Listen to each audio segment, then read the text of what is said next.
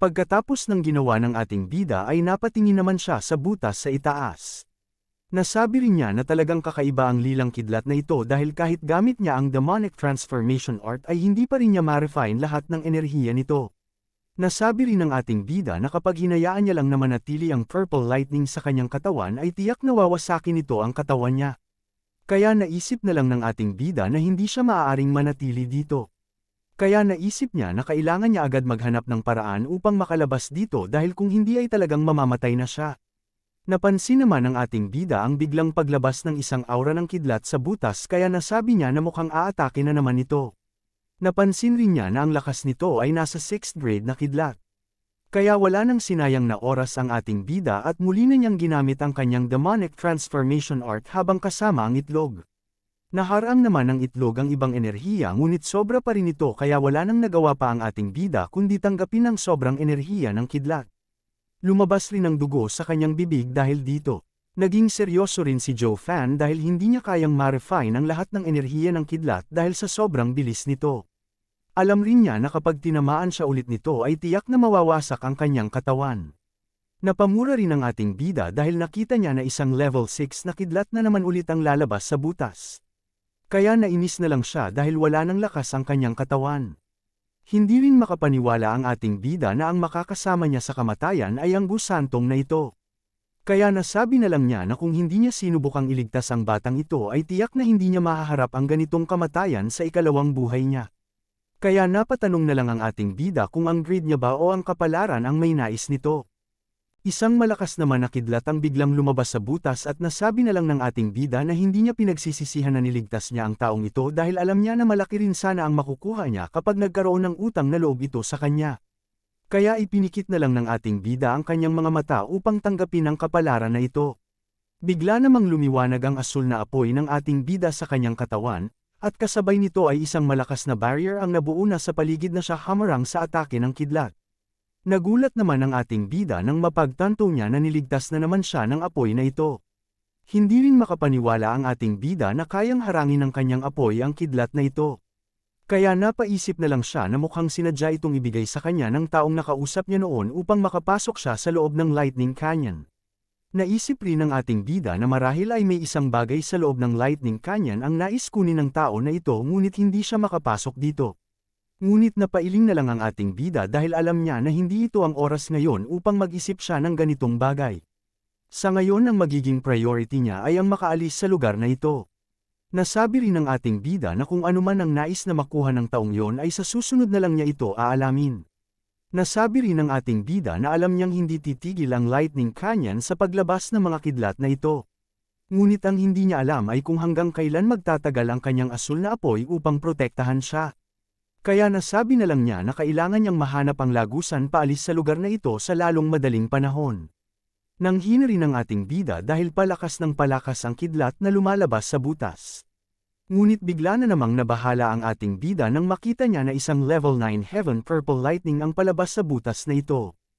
Agad naman itong naharang ng kanyang apoy, ngunit alam niya na hindi natatagal ang barrier na ito dahil sa lakas ng kidlat. Kaya talagang ikakamatay niya ito kung hindi pa siya nakahanap ng paraan upang makaalis dito. Naisip rin ng ating bida na talagang naging arogante siya dahil walang kakayahan ang katulad niyang demonic emperor noon sa array na gawa ng isang heavenly emperor. Ngunit bigla namang may napansin ang ating bida sa loob ng butas na patanong rin siya kung ano kaya ang pulang butas na ito sa gilid ng Lightning Canyon. Naging seryoso ang ating bida at kanyang naalala ang sinabi sa kanya ni Elder Gio na nakapasok siya sa loob ng Lightning Canyon. Kaya napagtanto niya na hindi isang flawless na array ang nagawa ng Heavenly Emperor nang ginawa niya ang Lightning Canyon na ito. Sa tingin rin ng ating bida na hindi sinadya ang butas na ito kaya sa tingin niya ay may isang tao ang gumawa nito upang makapasok sa loob ng hindi tinatamaan ng mga kidlat. Naisip rin ng ating bida na sa pamamagitan ng maliit na butas na ito ay maaari siyang makapasok sa loob ng dating kuta ng Heavenly Emperor. Kaya napatawa na lang ng malakas ang ating bida dahil ang pinagmamalaking array ng pinakamalakas na Emperor sa kanilang Divine Domain ay hindi pala flawless. Kaya agad na rin na gin-icing ng ating bida si Gu Santong dahil kailangan niya ang tulong nito. Nagising naman si Gu Santong dahil dito ngunit makikita pa rin ang matinding takot sa kanyang mukha. Tinuro naman ng ating bida ang pulang ilaw sa itaas at inutusan niya si Gu Santong na suntukin niya ito upang makapasok sila sa loob. Ngunit hindi naman ito pinakinggan ni Gu Santong at umiiyak niyang sinabi na natatakot siya sa malakas na kidlat kaya hindi niya kayang gawin ito. Nagsaad naman ang ating bida na kahit siya ay natatakot rin sa kidlat na ito ngunit mas mabuti nang may gawin sila kaysa mamatay sila nang walang ginagawa. Nasabi rin ng ating bida na mamamatay rin lang naman sila kaya mas mabuti pang sumugal na lang sila sa pagkakataon na ito. Nanginig naman si Gu Santong sa takot kaya hindi na alam ng ating bida kung ano ang magiging sagot nito. Ngunit alam niyang bata pa rin ang kaisipan ng taong ito kaya agad niyang hinawakan ang ulo nito at kanyang sinabi na hindi siya dapat mag-alala dahil hahawakan pa rin niya ito habang ginagawa niya ang pag-atake. Ngumiti rin ang ating bida na hindi siya sisuko kaya huwag rin dapat sumuko si Gu Santong sa sarili niya. Ngunit sa isipan ng ating bida ay minumura na niya ang taong ito dahil ayaw pa niyang mamatay. Napaisip naman si Gu Santong nang marinig niya ang sinabi ng ating bida at sa huli ay naging seryoso rin ito. Kaya agad na siyang bumalik sa dati niyang anyo at kasabay nito ay isang malakas na suntok ang ginawa niya papunta sa pulang ilaw na ito. Tama naman ang hinala ng ating bida na parang isang lagusan ang pinagmulan ng ilaw na ito, kaya nang tumama ang atake ni Gu Santong ay nabasag na lang ito na parang isang salamin. Natuwa naman ang ating bida at pinuri rin niya si Gu Santong dahil sa ginawa niya. Ngunit napansin naman ng ating bida ang isang malakas na kidlat ulit na siyang papalapit kay Gu Santong. Kaya agad na niyang hinawakan ang batang ito at kasabay nito ay siya ang tinamaan ng kidlat na ito. Lumabas rin ang mga dugo sa bibig ng ating bida dahil sa lakas ng atake na ito kaya napatanong na lang si Gu Santong kung maayos lang ba siya. Nanghihinang sinabi naman ng ating bida na maayos lang siya. Nagsaad rin siya na tulad ng ipinangako niya kanina ay hahawakan niya si Gu Santong sa kanyang kamay at hindi niya hahayaang may mangyari sa kanyang masama. Parang bata naman na nakatingin sa magulang ang naging reaksyon ni Gu Santong nang marinig niya ito. Agad na rin na nagtungo ang ating bida papasok sa butas na nagawa ni Gu Santong.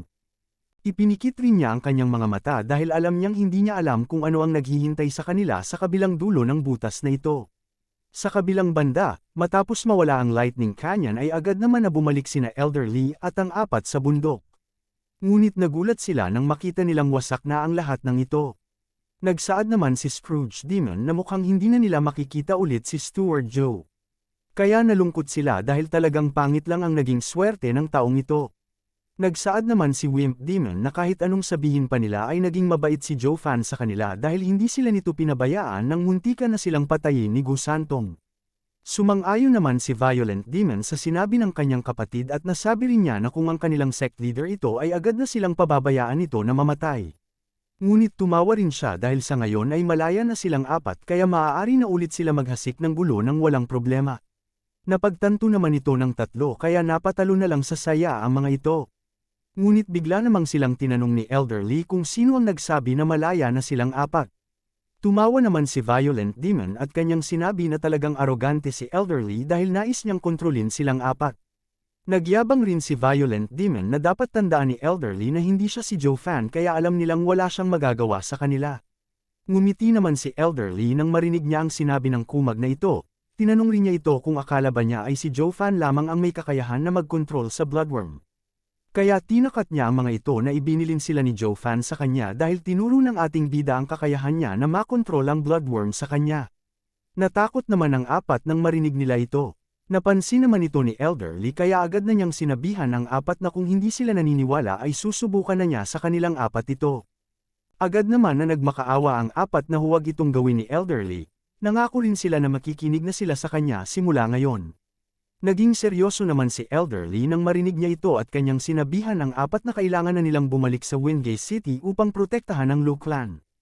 Nagsaad rin si Elder Lee na siya na mismo ang kakausap sa kanilang Young Miss upang bigyan silang apat ng posisyon bilang elder ng clan. Ngunit kung hindi ito tatanggapin ng apat ay magiging tagalinis na lang sila ng banyo. Agad naman na nagmadaling umalis na ang apat at kanilang sinabi na tatanggapin nila ang posisyon bilang elder dahil ayaw nilang maging tagalinis lamang ng banyo. Nakahinga naman ng maluwag si Elder Lee nang naniwala sa kanya ang apat na ito. Nasabi rin niya na sa tagal ng pagsasama nila ni Joe Fan ay natuto na rin siyang gumamit ng utak tulad ng ginawa niya ngayon sa apat. Alam rin ni Elder Lee na alam niyang gagawa ng paraan ng ating bida upang mabuhay, kaya ngayon ay maghihintay na lang siya sa kanyang pagbabalik habang pinoprotektahan niya ang Lu Clan. Sa kabilang banda ay nagising naman ang ating bida sa loob ng Lightning Canyon. Napagtanto rin niya na mukhang buhay pa siya at hindi pa patay. Kaya nakatawang tumayo na lang siya dahil sa wakas ay nakapasok na siya sa remnant ng Heavenly Emperor. Ngunit nagising naman si Gus Santong dahil sa ingay na ginawa ng ating bida. Isang malakas na tunog naman na kidlat ulit ang narinig ng dalawa kaya muling natakot si Gus Santong. Kaya napayakap na lang siya sa ating bida. Nasabi rin ng ating bida na nasa loob na sila ng Lightning Canyon kaya wala nang kidlat ang aatake sa kanila dito. Inutusan rin niya ito na bitawan muna siya nito upang ma-survey niya ang buong lugar.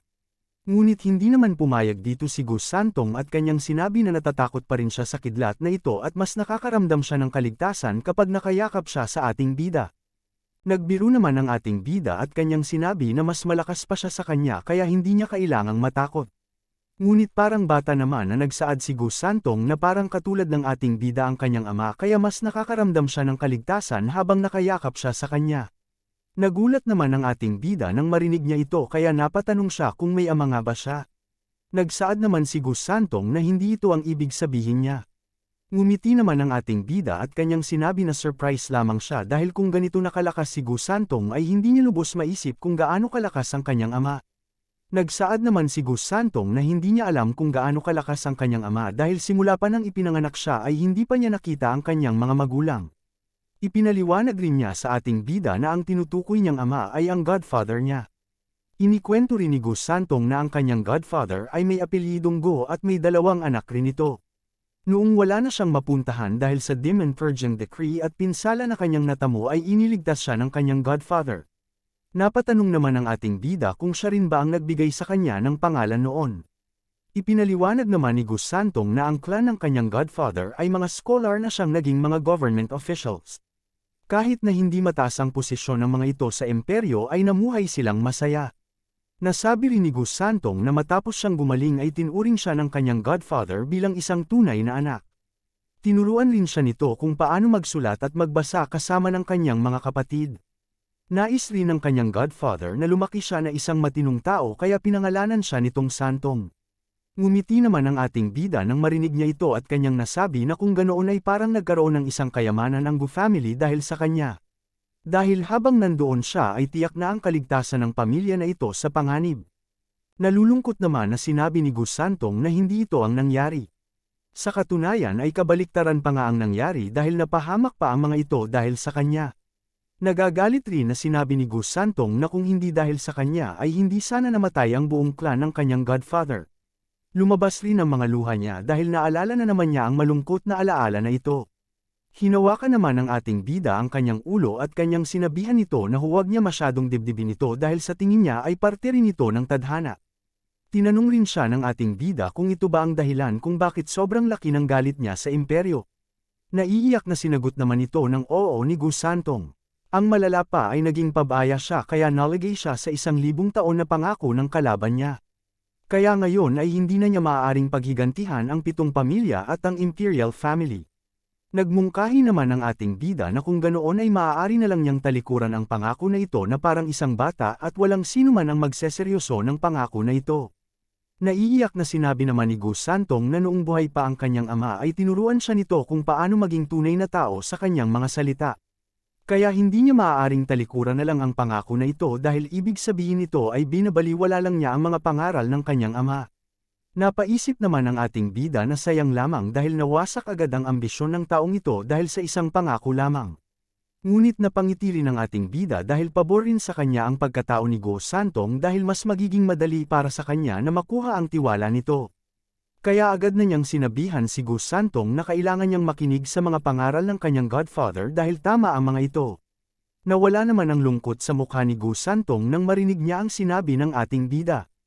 Ngunit naalala rin niya na sinabi kanina ni Gus Santong parang kapareho niya ang kanyang godfather kaya napatanong siya kung sa anong paraan. Namula naman ang mukha ni Gus Santong na parang bata at kanyang sinabi na kanina habang hawak siya ni Joe Fan sa kanyang mga kamay habang pinuprotektahan siya nito sa kidlat ay parang katulad ito sa ginawa ng kanyang godfather habang tumatakas sila sa mga kalaban. Mas lalong natuwa naman ang ating bida dahil talagang umaayon sa kanya ang swerte. Ginawa niya lang ito upang magkaroon ng utang na loob sa kanya si Gus Santong ngunit napagkamalan niya itong fatherly love. Ngunit ang hindi alam ni Gus Santong na kung isa sa kanila ang mamamatay ay hindi siya magdadalawang isip na isakripisyo ang batang ito. Ngunit ngayon ay malaking pagkakataon nito para sa kanya. Kaya nakangiting sinabi niya na maaari siyang maging ama ni Gus Santong kung nais niya. Nagtaka naman si Gus Santong nang marinig niya ang sinabi ng ating bida. Nasabi rin niya na siya ay 300 taon na kaya sa tingin niya ay masyadong kakaiba ang ideya na ito, kaya hindi maaaring maging ama niya ang ating bida. Tumawa naman ang ating bida at kanyang sinabi na hindi kakaiba ang sitwasyon na ito. Ipinaliwanag rin ng ating bida na kahit 300 taon na si Gus Santong ay parang bata pa rin ang isip niya at puso kaya kailangan niyang maprotektahan. Sinabi rin ng ating bida na mula pa nang makita niya si Gus Santong ay nagustuhan na niya ang pagiging bata nito. Natuwa naman si Gus Santong nang marinig niya ang sinabi ng ating bida kaya napatanong siya kung totoo ba ang sinabi niya. Agad naman na sinabi ng ating bida na totoo ito. Naisip rin niya na magagamit na rin niya ang kapangyarihan ng batang ito kaya mas magiging madali na lang sa kanya ang lahat sa hinaharap. Ngunit bigla namang napaisip si Gus Santong at tinanong niya ang ating bida kung ano ang makukuha niya kapag naging ama na niya si Joe Fan. Nakangiting sinabi naman ng ating bida na kaya niya siyang protektahan. Ngunit nagsaad naman si Gus Santong kung sa tingin niya ba ay kailangan niya ng proteksyon mula sa kanya. Nakangiting sinabi naman ng ating bida na kailangan niya ng proteksyon tulad ng ginagawa niya kanina sa mga kidlat. Ipinaliwanag rin ng ating bida na kahit malakas si Gus Santong ay madali pa rin siyang maloko. Binigay rin na halimbawa ng ating bida ang nangyari sa kanya kung saan nalagay siya sa 1,000 taon na pangako dahil lamang sa isang bet. Kaya kung hindi nangyari ito sa kanya ay tiyak na matagal na niyang nagawa ang paghihiganti niya sa 7 pamilya at imperial family. Tumawa rin ang ating bida at kanyang sinabi na kung nandito siya ay walang sino man ang makakapagsabi sa kanya ng mga kasinungalingan. Nagsaad rin ang ating bida at kanyang sinabi na sa pamamagitan ng kanyang talino ay walang sino man sa kanilang mundong ito ang makakapangloko sa kanya. Natuwa naman si Gus Santong nang marinig niya ito dahil alam niya na ito ang kailangan niya. Ngunit napatanong naman ng ating bida kung hindi pa rin ba siya naniniwala sa kanya. Kaya nagsaad siya na tingnan na lang niya ang 4 na magkapatid na siyang sumusunod sa kanya. Lahat ng mga ito ay mas malakas pa sa kanya ngunit ang mga ito ay sumusunod sa mga sinasabi niya. Ipinaliwanag ng ating bida na ang tawag dito ay wisdom, dahil ang mga matatalino at malakas ay ang namumuno sa mundong ito. Kaya nagsaad siya na kung magkasama silang dalawa ay walang sino man ang makakatalo sa kanila. Nilabas rin ng ating bida ang kanyang singsing at kanyang sinabi na hindi lamang talino ang makukuha ni Gus Santong kapag siya ang naging ama niya. Dahil kung maging godfather man siya nito ay hindi na niya kailangan pang kumain ng mga low-grade na materyales dahil kaya niyang bigyan siya ng mga 7 at 8 grade na materyales. Nilabas rin ng ating bida ang mga 7th grade na materyales na ito at kanyang sinabi na upang ipakita ang kanyang sinseridad bilang kanyang godfather ay ibibigay niya ang mga ito sa kanya. Nagsaad rin ng ating bida na sa katunayan, ang lahat ng mga materyales na binigay niya sa kanya ay nandito na sa kanyang singsing sa simula pa lang. Kaya ito ang dahilan kung bakit mabilis siya kung magbigay sa kanya ng mga materyales na ito. Nasabi rin ng ating bida na ang 8th grade na materyales lamang ang hindi kasama dito dahil kailangan nila itong kunin sa Thunderswarm Mountain. Na siyang kinailangan niyang pasukin upang makuha lamang. Naisip naman ng ating bida na alam niyang ayaw ni Gus Santong ng mga taong nais siyang saktan. Kaya ngayon ay mas mabuti pang sabihin na niya ang katotohanan upang mas makuha pa niya ang tiwala nito. Kaya sa tingin niya ay magiging matagumpay ang gagawin niya upang makuha ang kalooban nito. Nakangiting pumayag naman dito si Gus Santong at agad na rin niyang kinuha ang singsing na siyang naglalaman ng mga materyales. Nasabi rin ni Gus Santong na natatakot pa rin siya kanina na baka lokohin siya ng ating bida ngunit ngayon ay talagang nagtitiwala na siya sa kanya. Dahil inamin ng ating bida na sa singsing niya kinukuha ang mga materyales na ito. Kaya sa tingin niya ay wala na siyang dapat na ikatakot pa. Napangiti naman ang ating bida dahil talagang inosenteng bata pa rin ang utak ng taong ito. Nasabi naman ni Gus Santong na alam na niya sa simula pa lang na nakalagay ang mga materyales na ito sa singsing ng ating bida. Nagulat naman ang ating bida nang marinig niya ito kaya napatanong na lang siya kung paano niya ito nalaman. Nagsaad naman si Gus Santong na sa katunayan ay hindi naman mahalaga sa kanya kung anong kalidad ng materyales ang kinakain niya. Ngunit mas nagiging masaya lamang siya sa tagal at sa ideya ng paghihintay niya sa pagdating ng materyales. Dahil noon tulad ng ginawa ng kanyang godfather ay nagpupunta ito sa malalayong bundok upang makahanap lamang ng mga materyales na makakain niya. Kaya ang alaala ng kanyang godfather habang pabalik ito sa kanilang bahay ay ang nagpapasaya sa kanya. Nagsaad naman ang ating bida na kung ganoon ay kukunin na lang niya ulit ang mga materyales na ito at ibibigay na lang niya ito sa kanya kada 10 araw. Ngunit nagsaad naman si Gus Santong na anong klase siyang godfather kung babawiin niya lang ang mga ito sa kanya. Nagulat naman ang ating bida nang marinig niya ito kaya napatanong na lang siya kung ibig sabihin ba nito ay tinatanggap na siya ni Gus Santong bilang godfather niya. Nakangiting sinagot naman ito ng oo ni Gus Santong. Kaya napangiti na lang ang ating bida dahil talagang malaking gantimpala ang bagay na ito. Kaya nasabi na lang niya na maghintay lang ang 7 pamilya lalo na ang Regent State sa kanyang pagbabalik. Ngunit bigla namang napatigil ang ating bida sa pagtawa nang biglang maramdaman niya ang matinding enerhiya ng kidlat sa katawan niya. Lumabas rin ang mga dugo sa kanyang bibig dahil sa sakit na dala ng enerhiya na ito. Nag-alala naman si Gus Santong dito kaya tinanong niya ang ating bida kung maayos lang ba siya. Agad naman na nagsaad ang ating bida na ayos lamang siya. Ngunit naisip rin niya na mas malakas pala ang Purple Lightning kaysa sa inaasahan niya. Nainis rin siya dahil alam niyang hindi kayang ma-refine ng Demon Transformation Art niya ang mga kidlat na ito. Kaya kung hindi niya agad na maaalis ito sa katawan niya ay tiyak na ikakamatay niya ito. Kaya agad na niyang sinabihan si Gus Santong na samahan siya nito sa pagsusuri sa lugar upang malaman nila kung may labasan ba dito. Sumang-ayon naman dito si Gus Santong at kanyang sinabihan ang ating bida na maaari rin siya nitong tawagin na Little Sun simula ngayon. Mas lalong natuwa naman ang ating bida nang marinig niya ito kaya sumang-ayon rin siya dito. Pagkatapos nito ay agad rin niyang inutusan si Little Sun na mauna na siyang maglakad. Natutuwang sumunod naman dito si Little Sun. Matapos ang ilang oras na paglalakad ay napansin naman ng ating bida na parang may mali. Kaya agad siyang tumigil upang tingnan ang paligid. Nagtaka naman dito si Little Sun kaya nagtanong siya kung may problema ba ang ating bida. Nagsaad naman si Joe Fan na sa tingin niya ay paikat-ikot lang ang direksyon ng kanilang paglalakad. Kaya sa tingin niya ay nasa loob sila ng isang illusion array. Nalungkot naman si Little Sun nang marinig niya ito at napatanong rin siya kung bakit may array dito. Ngunit ngumiti rin siya at kanyang sinabi na hindi kailangan mag-alala ng ating bida dahil isang illusion array lamang ito. Kaya agad na niyang sinuntok ang array na ito upang makalabas sila dito. Isang malakas na pagsabog naman ang naging resulta nito ngunit hindi man lang nawasak ang array. Kaya napatanong na lang si Little Sun kung paano ito naging posible.